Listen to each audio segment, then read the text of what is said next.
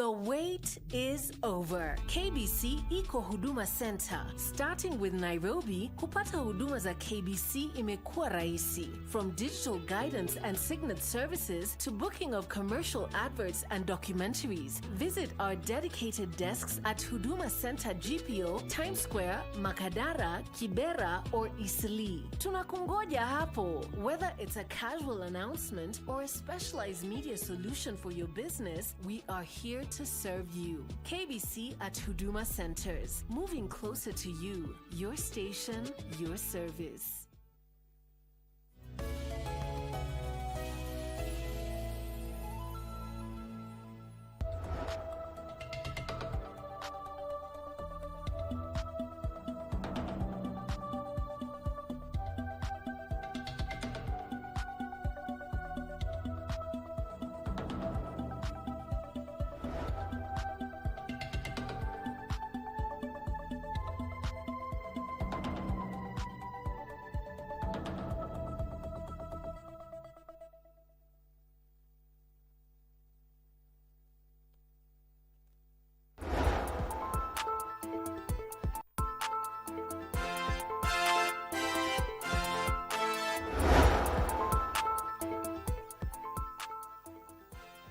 Hello and thank you for joining us for Lunchtime News on KBC Channel 1. It's coming to you live from the Broadcasting House in Kenya's capital, Nairobi. My name is Giverson Maina, and of course, let's take you straight to news. Where First Lady Rachel Ruto and Kenya's ambassador and permanent representative to United Nations Environment Program, UNEP, Ida Odinga, led a major tree planting exercise in the Mau Forest Complex as part of the Integrated Conservation and Livelihood Improvement Program aimed at restoring one of Kenya's most critical ecosystems. The two joined local resident officials from the Ministry of Environment, Climate Change and Forestry and development partners in a large-scale conservation initiative targeting to plant more than 40 million seedlings over the next 10 years. Now speaking at Baringo Primary School in Kurisoi North, the First Lady said the government was doing everything possible to restore depleted forests. Watu ambao wanaishi hapa Mau Forest wataweza kuingia katika forest na kuweza kupanda vitu ambavyo itawasaidia kwa livelihoods. Nimeona kwamba mnapanda potatoes, mnapanda avocado. Waziri ameniambia kwamba hata mnapanda coffee na mambo mengine, kusema kwamba sisi ambao tunaishi karibu na forest tukae kwa forest, lakini pia tuweze kupata chakula. Leo ni siku yetu ya kupanda miti, tuhakikisha ya kwamba Kenya iwe na miti ya kutosha. Itakuwa kama ni chakula, itakuwa kama ni miti ya aina mbalimbali.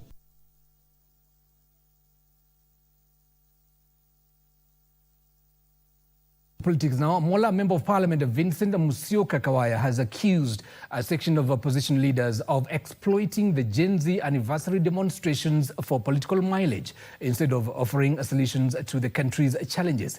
His remarks come as Wiper Patriotic Front leader Kalonzo Musyoka, Martha Karua of PLP and Eugene Wamalwa of DAP-K, among others, joined families of victims of the last 2024 anti-finance bill protests and laying wreaths along Parliament Road on Thursday. Take a look. Speaking in Mola constituency, the legislator who joined the youth and students of Mola Technical and Vocational College in a peace procession along the Makutano Mola Road alleged that some opposition politicians are responsible for the 2024 anti-finance bill protests, which culminated in the loss of lives and destruction of property. Na mumeona hata hii finance bill ya last week, mumeona wakijaribu kuleta propaganda. Lakini hii wakati tulikuwa tumejipanga, mtu akidanganyana katika TV tunamwambia atuonyeshe ni wapi. Simuliona wakizubaa. Kawaya, however, called on the youth to shun violent protests and embrace peaceful engagement while accusing opposition leaders, including Kalonzo Musyoka of Wiper Patriotic Front, Eugene Wamalwa of DAP-K, and Martha Karua of People's Liberation Party, of hijacking the June 2024 Gen Z protest anniversary for political optics. Ati sasa wanakimbia na wengine hata ni wa hii region yetu. Wanakimbia huku kote wakitafuta nani aliumia katika maandamano iliyopita. Hati ndio wapigwe picha. Ndio waonekane sasa wanasimama na wale ambao waliumia. Yet wao wenyewe ndio walincite vijana waende nje wakaandamane. Elsewhere, Bungoma Senator David Wakaoli has accused Governor Ken Lusaka of failing to deliver services and projects in the county. He specifically took an issue with Daraja Mungu Coffee Factory in Kimilili that has stalled since its launch. Siku zinazofuata cooperative ministry ya cooperative na wale wa KBC watenge siku ukutane na wakulima huku muamue hatima ya factory yenu jinsi inavyotakikana. Lakini pia ni kuhakikishia mimi kama senator siwezi kuwa naongea mambo ambayo sijathibitisha. Ndio kwa sababu niko kwa ground. Na kwa ground vitu ni different.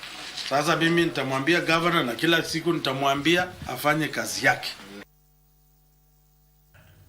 Now let's take you to Baringo County. We are driven by the harsh realities of climate change. Residents of Baringo are shifting from traditional pastoralism to sustainable food farming, popularly known as agroecology.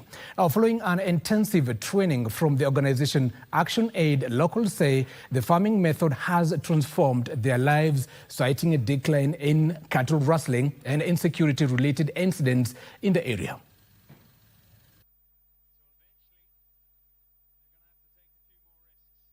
Agroecology models transformative approaches that builds on the strengths of people, their culture, protects their heritage, restores ecosystems, and also provides a source of income to the communities that we work with. Lengo letu kwanza ilikuwa maana ya malnutrition. Hapa kwetu hatukuwa tunapata fresh vegetables. Huwa tunakuwa na depend from other counties like Laikipia.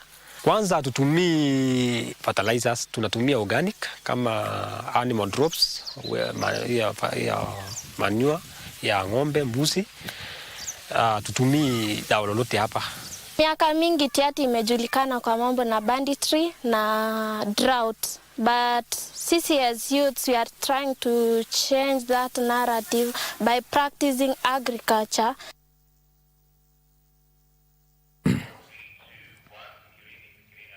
You know, the government is in process of equipping the 45 youth empowerment centers that have been constructed but remain unutilized. Now, speaking while receiving donation of ICT equipment from a German firm, Youth Affairs Principal Secretary Fikirini Jacobs revealed that his state department had received budget for construction of another 134 youth empowerment centers in order to have at least a center in every constituency. The youth empowerment centers are also being implemented under a program dubbed Vijana Vuka na Afya Initiative that has so far reached over 500,000 youths. 156 youth empowerment centers. The youth empowerment centers is a direct target within the Vision 2030. Youth empowerment centers is in the Vision 2030. That in the Vision 2030, we were hoping that by 2030, we'll have at least one youth empowerment center in every constituency in Kenya. So currently, we have 156 youth empowerment centers. In fact, we've just approved the construction of 3 others. So we will have 159, maybe by the closure, the ultimate closure of this financial year. So, because this is the ecosystem where the young people go transact their business, learn things, and empower themselves. So DSW is coming in to offer support to equip these youth empowerment centers so that we don't just have physical buildings. We have buildings that are equipped and encourage our young people to go and, carry out different roles within, the premises.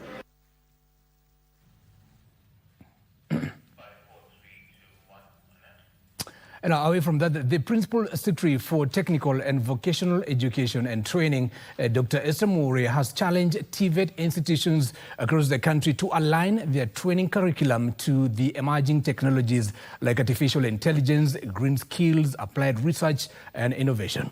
Speaking during the 6th National Skills Competition at the Kisumu National Polytechnic, PS Moore noted that it was time the technical institutions moved from the traditional training programs and embrace the ever-evolving technology to bridge the skill gap, especially among the youth. A move, she said, would go a long way in addressing the youth unemployment challenges in the country. Now, she further directed technical institutions to forge meaningful partnerships with other institutions of higher learning for cross-knowledge exchange. AI and the green skills. When you talk about the green skills, we cannot continue to leverage on the old ways of doing things. When we speak green, we are speaking into going into the areas of, for example, solar technology, instead of relying on the traditional sources of energy. And the AI, of course, is the new thing. AI is to be utilized in the researching and finding out and informing our young people what is happening right across the world and even in the artificial space, so that we are able to get what the AI is providing and be able to localize it, to bring it onto what we want to innovate.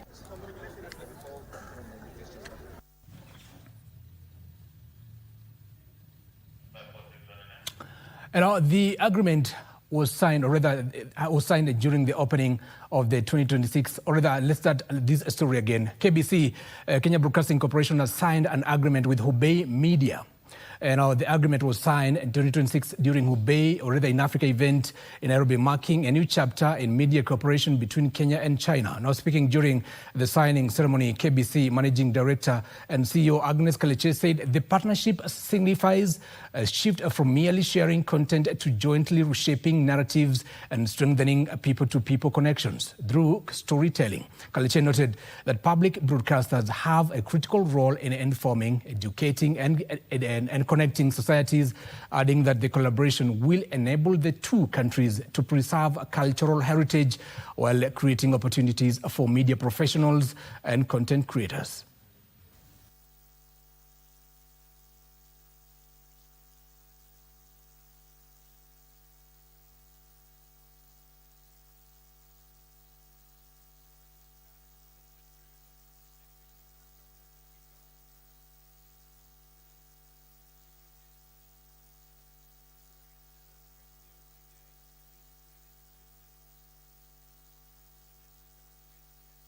KBC will be a partner, not a spectator. We will move beyond exchange into co-creation, beyond cooperation into integration. We will digitize our archives.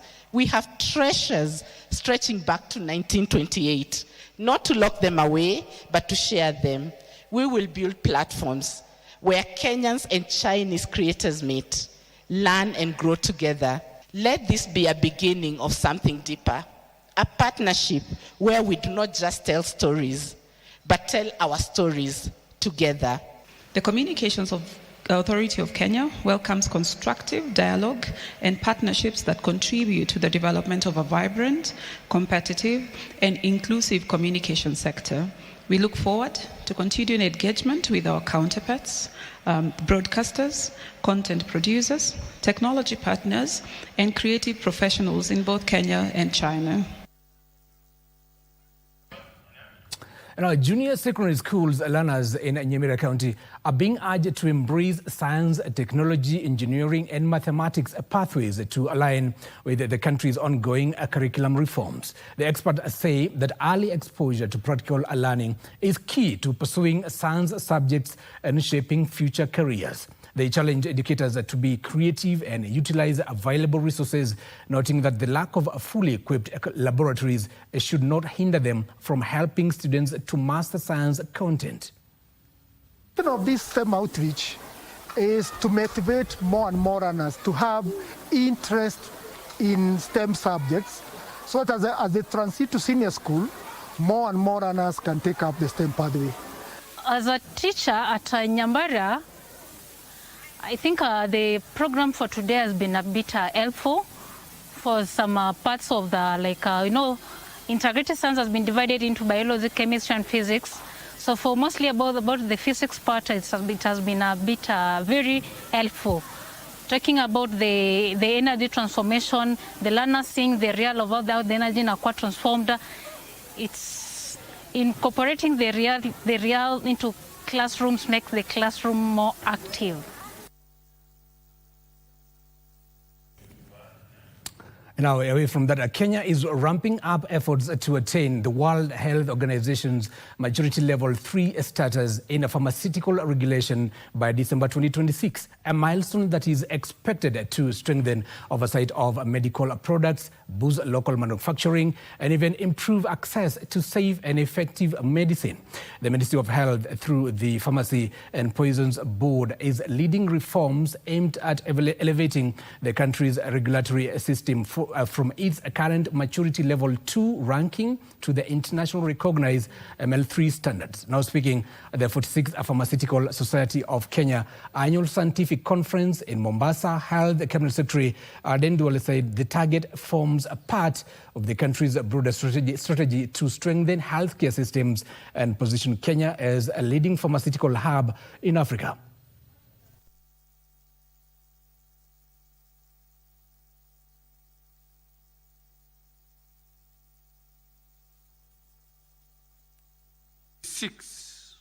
On a pilot study for 1 month, all pharmacists, pharmaceutical technologists, pharmacists, chemists, manufacturers, importers, directors, wholesalers, healthcare facilities handling pharmaceutical products shall be required to register, to integrate, to maintain active compliance with these platforms.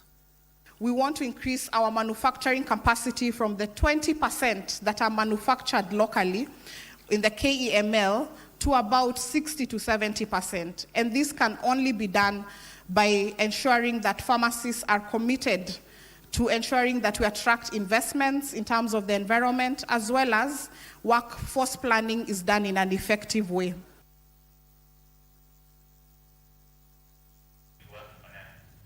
Now to matters education now. Kenyan universities are being challenged to strengthen research and innovation that provide practical solutions to societal challenges and deliver tangible benefits to communities. Now speaking during the official opening of the 5th Meru University of Science and Technology International Conference at the university's main campus in Enchiru, Meru County, the principal secretary in the State Department for Forestry, Gitonga Mugambi, urged universities to undertake a problem-driven research that directly addresses the needs of society. Now, Mugambi emphasized that institutions of higher learning should not only conduct research and develop innovations, but also commercialize them through strategic partnerships with industries and other stakeholders to create value and ensure lasting impact. We need to look at the whole value chain. How are we going to have it replicated so that it can give value to our people? Let's take the issue of patenting very seriously, because also what is happening, a lot of discoveries done here, they are patented in other countries. The best way to predict the future is to create it, and the universities exist precisely for this purpose.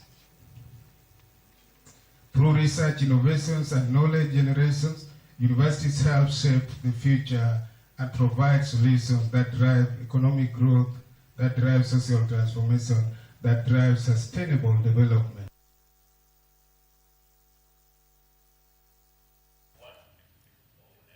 And our head of public service, Felix Koskei, has directed national government administration officers to work in synergy with their security committees to fight the trade and consumption of illicit brews and drugs.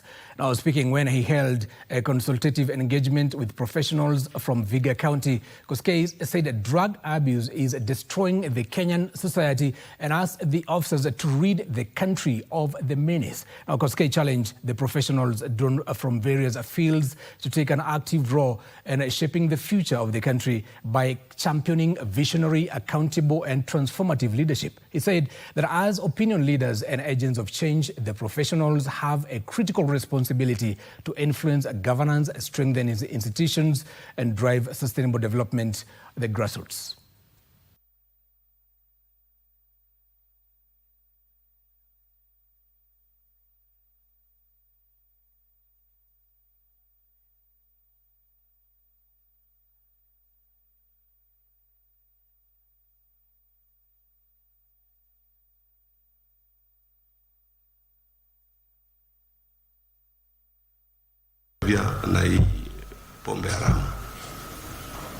It is becoming elusive, but you need to have strategies of disrupting every time. Disrupting transportation, disrupting brewing, disrupting sales, disruption. So that one, I want to pass this message to the Vihiga Ngao leadership. Please, work pressure. Environmental lobbyists are calling for inclusion of youth, persons with disabilities, and even women in climate resilience initiatives they claim will help mitigate the effects of climate change in Kenya and beyond. Now, speaking Tuesday in Nairobi, after unveiling their manifesto, the group challenged the country and national government to be in proactive championing climate action. Now, the group led by the Organization for Africa Youth lamented a limited budget which has been allocated to matters climate, urging the relevant bodies to consider adequate funding for climate action. So the youth in Kenya are demanding for a climate just and a resilient Kenya. And under this, there are 4 pillars that are guiding our manifesto, and these include digital inclusion of youth in climate activism, inclusion of women and persons with disability. For this manifesto, which is leaning on 3 pillars, the major ones of the youths, we are here to support, including dissemination, and the targeted community, the targeted groups, the targeted stakeholders, we are making clerical call that let us all come out so that we can be able to pull together in supporting our country. Capacity building and digital literacy, which is very important to ensure that fellow young people can use digital platforms responsibly and effectively to champion for environmental conservation. We need to have a more defined climate finance at a county level, at a national level, at a constituency level, at a ward level. We are moving from green activism to green political power. We are moving from just speaking from boardrooms to ensure that we go to the streets.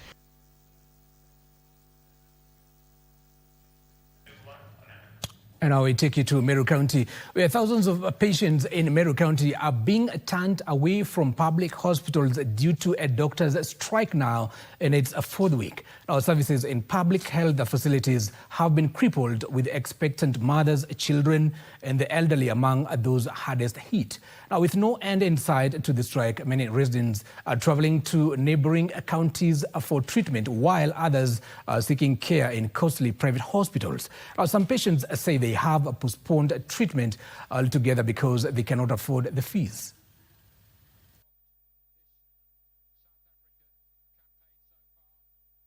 Sababu hakuna daktari, watapeana nani itapeana madawa na daktari hakuna. Kwa hivyo kitu ya kazi angeshughulika, madaktari warudi hospitali, watu waendelee kutibiwa, dawa zikuje, watu waendelee kukunywa. Sasa kileta dawa zitatibiana zenyewe. Hakuna mtu ataingia pale achukue dawa na ajui atachukua dawa ina gani. It's only in Meru County where you have doctors in same job groups over 10 years, and you have junior colleagues coming and getting promoted and bypassing you, and nobody can explain to you why. We've engaged them in meetings so far, and they have not yet honored the agreement in which we signed. They have since refused to pay the doctors hired on contract as per CBA rates, and therefore we are still on strike. I want to invite the county government of Meru to open up channels of dialogue and communication so that we can be able to go back to restore industrial harmony and also to be able to be able to serve the good people of Meru County.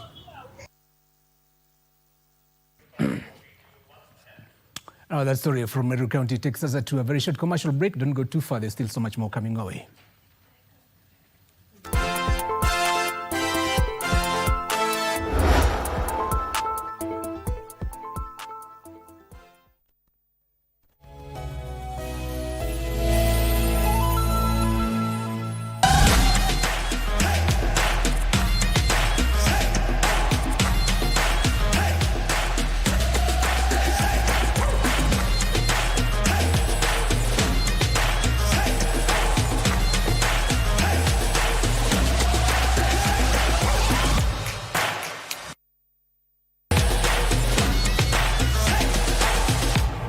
My favorite team, probably Spain, because of the star boy Yamal.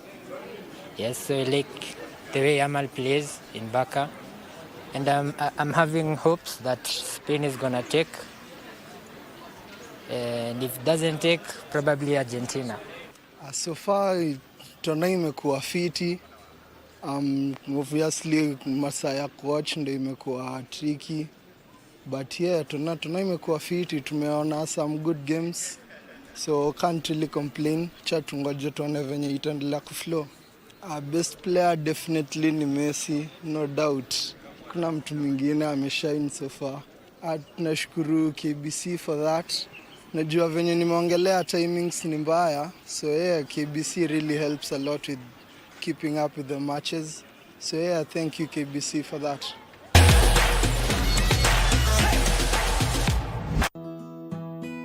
Kwenye Mkulima wiki hii tunaangazia kilimo cha miti dawa. Ukulima ni kitu nzuri. Watu wanasemanga ni ngumu, lakini hakuna kitu rahisi kwa hii maisha. Kila kitu ni ngumu. Kama unapenda ukulima, ingia roho moja, ingia roho juu, kuja ukiwa tayari kufanya kazi na utapata, ukivuna utapata pesa zako. Ungana nasi Jumamosi saa 10:30 hapa KBC Channel 1 kwa mseto kamili wa kilimo.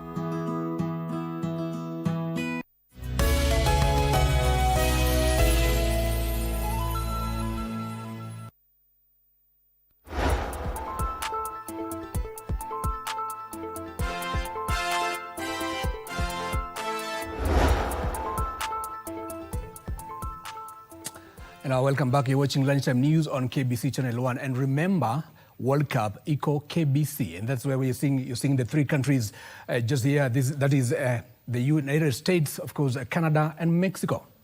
Of course, we'll tell you a match that KBC will bring live coverage at the end of this bulletin.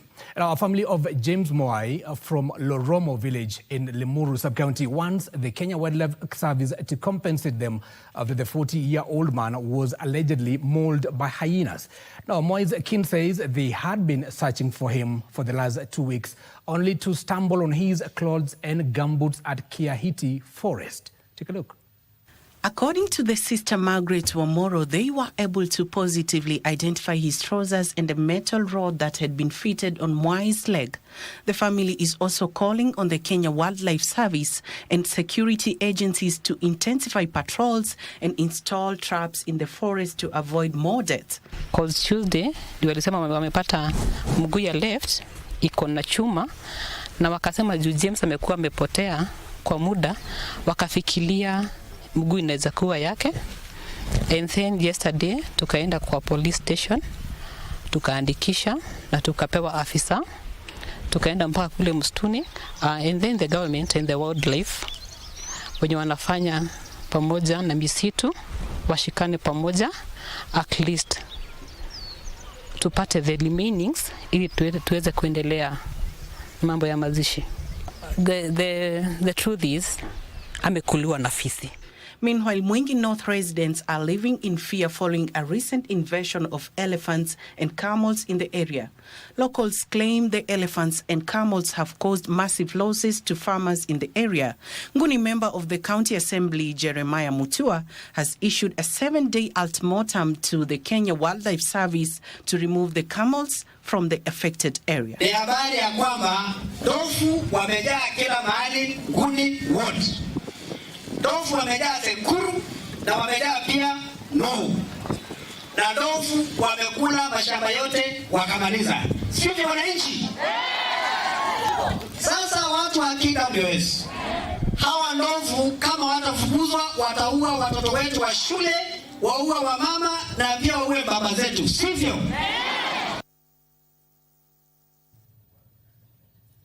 Oh, quite a shocking story right there. And the Teachers Service Commission Chief Executive Officer Evelyn Mitei has warned against political interference in the transfer of teachers. Mitei said teacher transfers must be handled in accordance with the law and not through political influence. Speaking during the 49th Annual Kenya Secondary Schools Heads Association Conference in Mombasa, Mitei further announced that the second phase of the Teachers Collective Bargaining Agreement, CBA, will be implemented next month. Now, meanwhile, the Kenya Union of Post-Primary Education Teachers has backed proposals to review the secondary school fees structure, arguing that the rates introduced in 2015 are no longer sustainable due to the rising cost of living. I have constantly received letters from sponsoring institutions telling us, move this teacher from here to here, move this one from here to here. What we are saying, that mandate lies strictly with the Commission.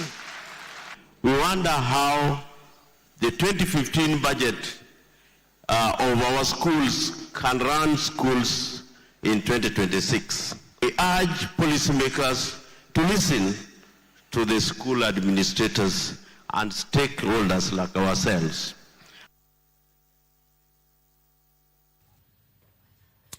Now, the Water, Sanitation and Irrigation CS Eric Muga has issued a stern warning to contractors carrying out shoddy works, saying quality of work will not be compromised. Now, speaking during the launching of the 800 million Kitui Matu last mile water project that is set to benefit from the 800 million Kitui, rather last mile water project, CS Muga, or rather said the project will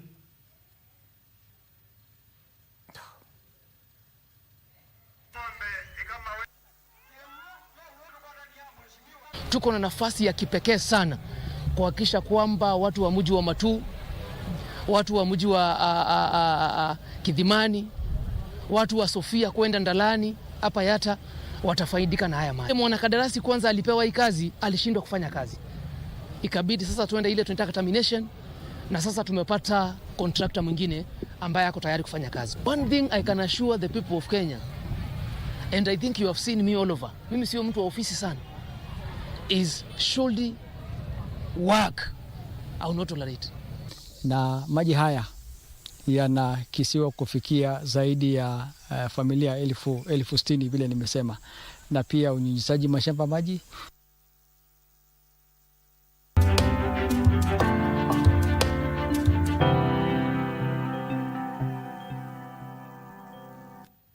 Now let's get to business. Now, extension of the Naivasha Kisumu Malaba Standard Gauge Railway is set for July 2026. This comes in the wake of intensified public engagement and property inspections along the proposed railway by the Kenya Railways Corporation.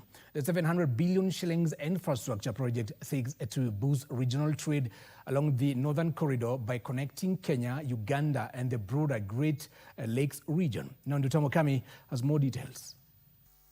According to information shared by Kenya Railways on its official X platform, officials have been engaging communities living along the proposed railway alignment while carrying out property inspections in gazetted areas earmarked for the project. The latest sensitization meeting was held in Kisumu County, where landowners from Kisumu Town East Sub-County were briefed on the proposed railway development and the compulsory land acquisition process.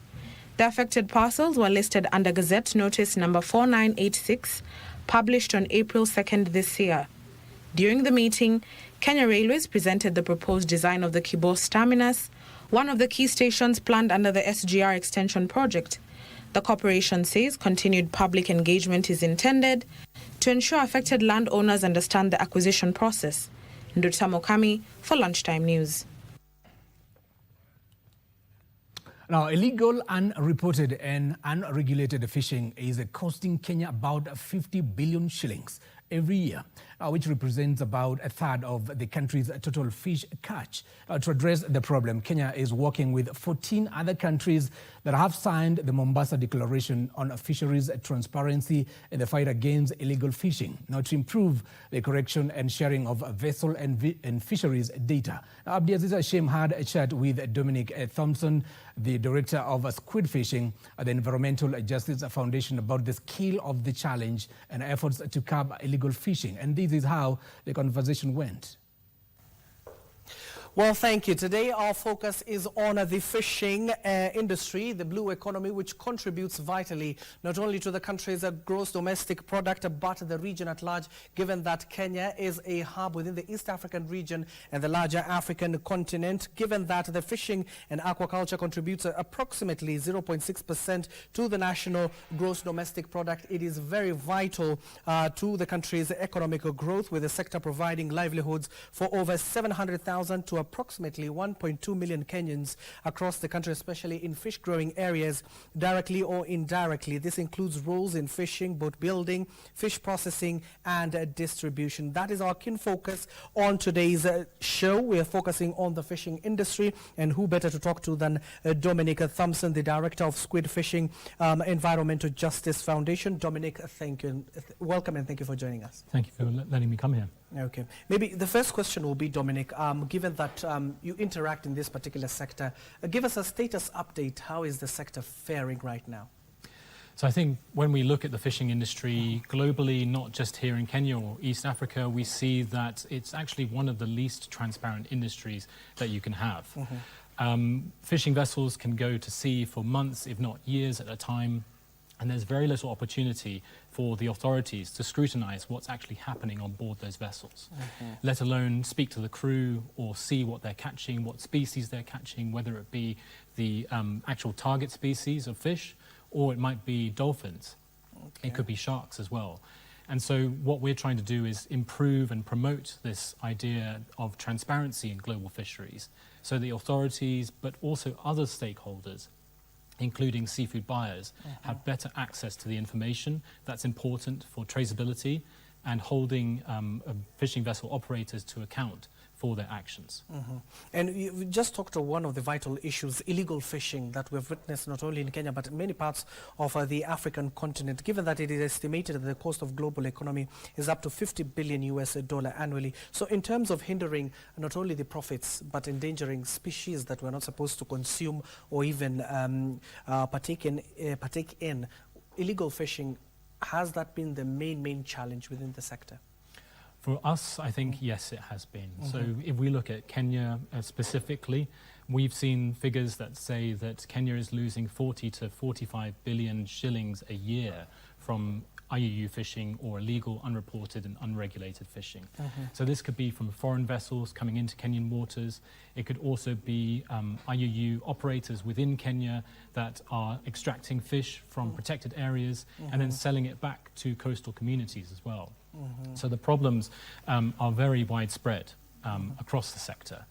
We also have investigations from Environmental Justice Foundation, which have looked into distant water fishing vessels, which operate for years at a time, sometimes 2 years before even coming back to shore.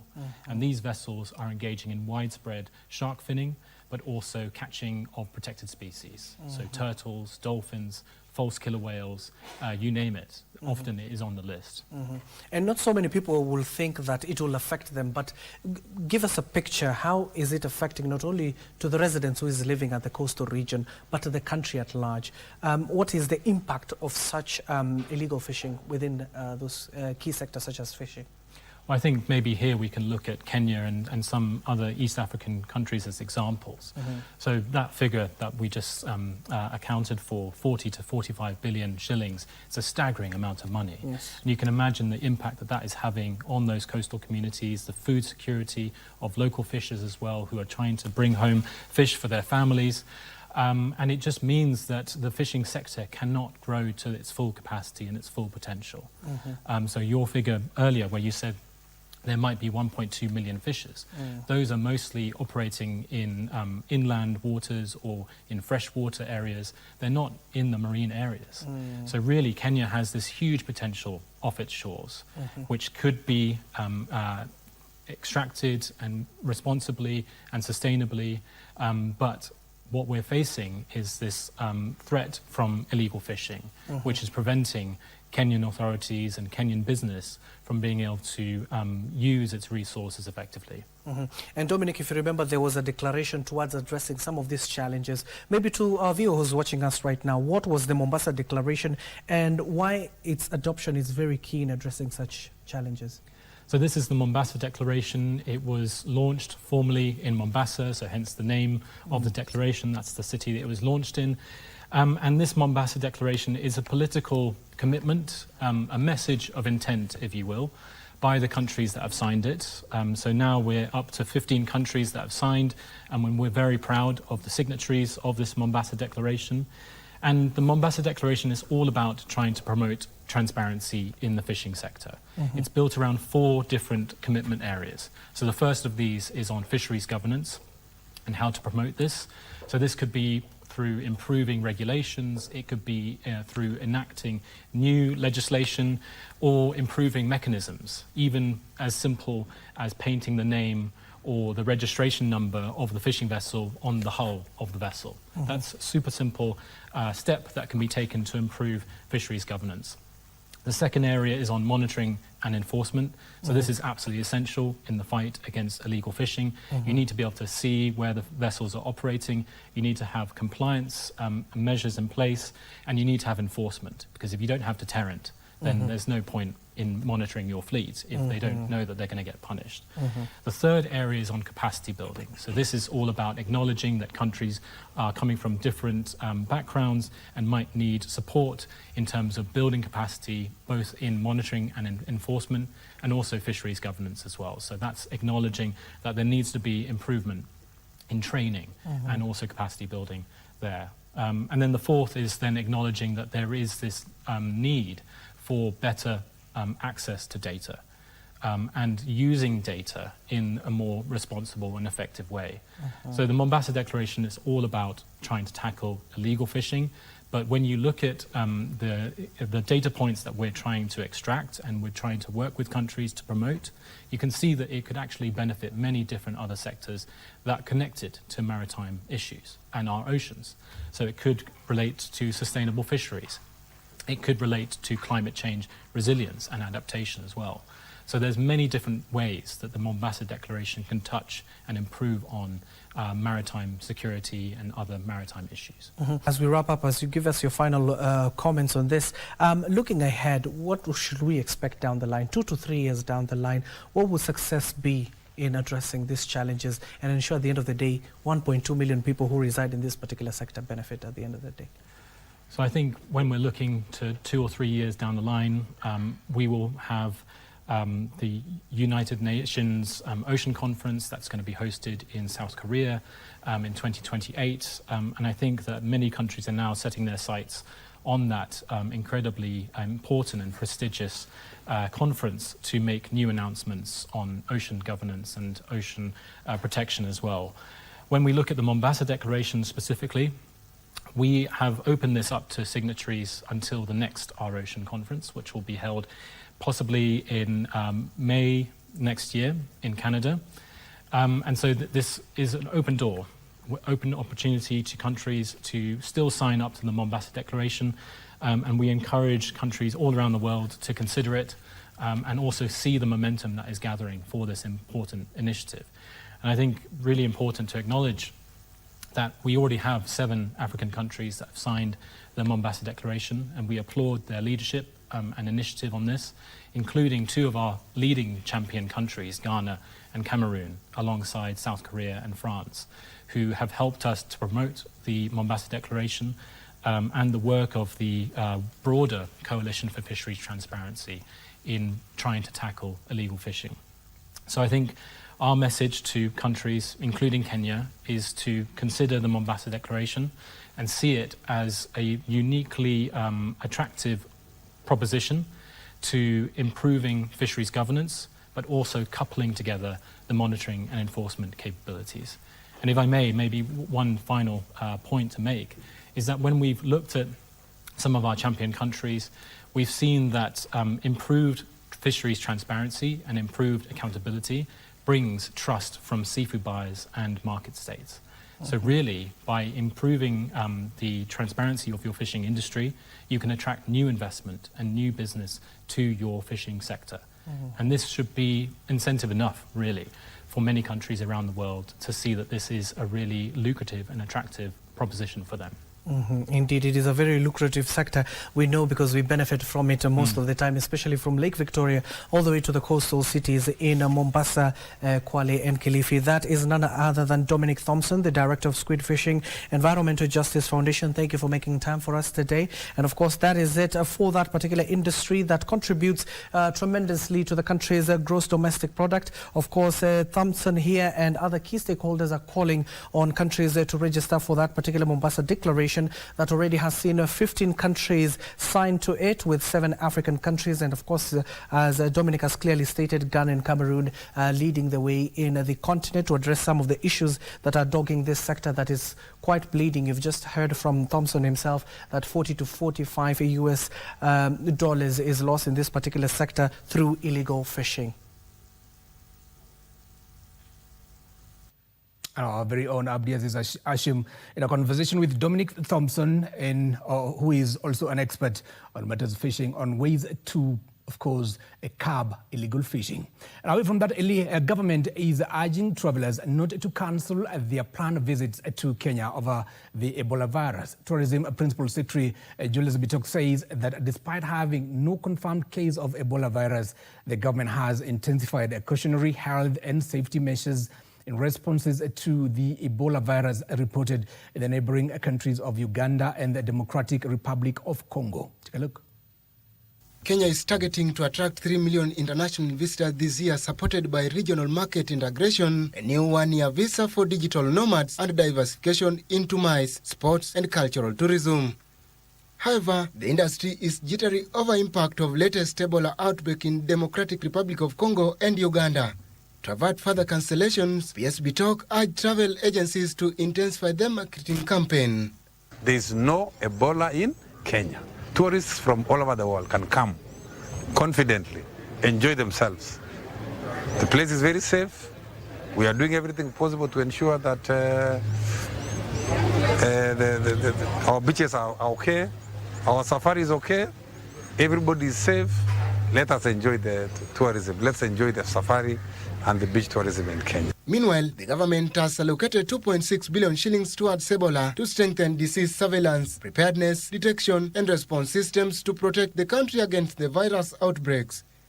So there had been discussions and full engagement of the government allocation to close to 2.6 billion, which is a substantial amount and shows the government commitment for the full support of the community, which is going to benefit in 2 ways. One, there's that availability of the essential commodities, drugs within the health facilities, so that we can have the continuity of health services at that level.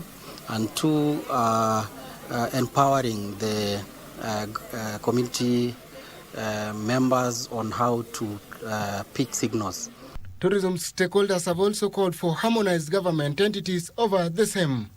The recent announcement of establishment of Ebola quarantine facility in the country presents significant risk to the tourism and the capital sector. Ezekiel Owino for Lunchtime News.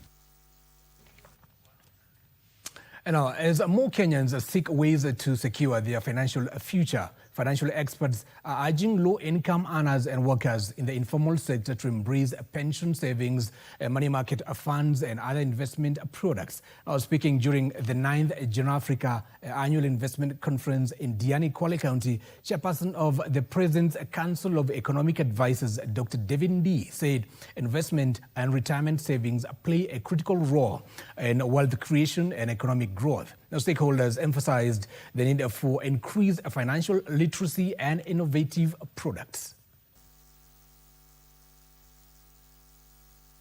in the non-payroll workforce than they are in the payroll workforce. So it's really, I would call that the holy grail of mobilizing savings in this country. But it is not so much a product issue, but how to tailor the distribution mechanisms to work for non-payroll people. And we are a large SME-driven economy, and so we have to give them ways to save for their retirement and for other investment needs they might have down the line. And the confidence in the market is amazing. The pension fund sector is obviously always a growth sector. Africa, and Kenya is no exception, has a very large young working population, which means encouraging pension savings is a key part of driving our business growth.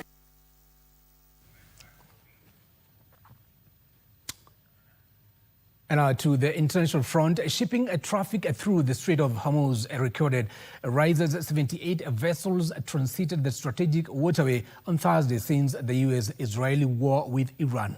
According to S&P Global, the crossings marked a recovery to about 57% of pre-conflict daily levels. Now, details of this and other stories from across the globe. Shipping traffic through the Strait of Hormuz has been strained since the U.S.-Israel war with Iran. The 78 vessel surge recorded towards the end of the week signals early signs of normalization. S&P Global has, however, cautioned the rebound's durability remains uncertain, with key agreements still needing consolidation and enforcement.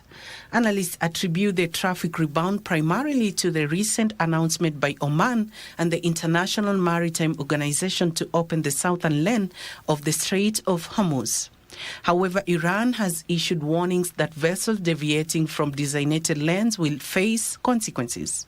Meanwhile, iPhone maker Apple is increasing the price of MacBooks and iPads worldwide by up to 20% due to rising memory and storage chip costs buoyed by an extraordinary surge in demand for chips to power AI data centers.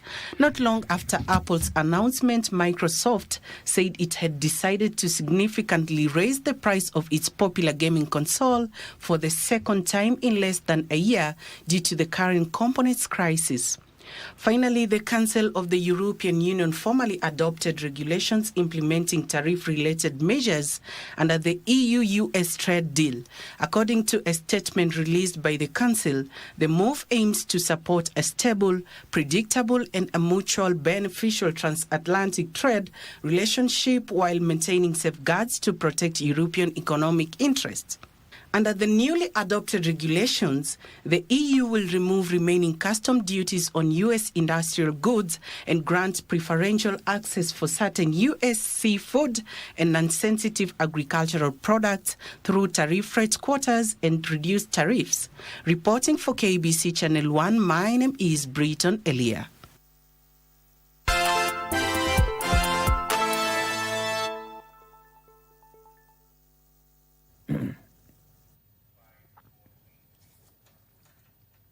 And now let's get sporty for a moment. A former half-marathon world record holder Kibiwott Kandie has been banned for 7 years by the Athletics Integrity Unit for 2 anti-doping rule violations.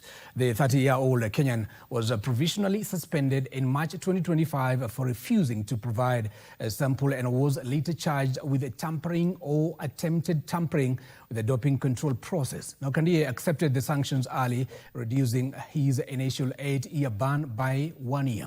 Now, his suspension has been backdated to 14th of March 2025 and will run until the 13th of March 2032. The 2022 Commonwealth Games bronze medalist remains one of the fastest half-marathon runners in history. Kandie set a world record of 57 minutes, 32 seconds in 2020 and is a 3-time Valencia half-marathon champion with 2 of the 6 fastest performances ever recorded over the distance.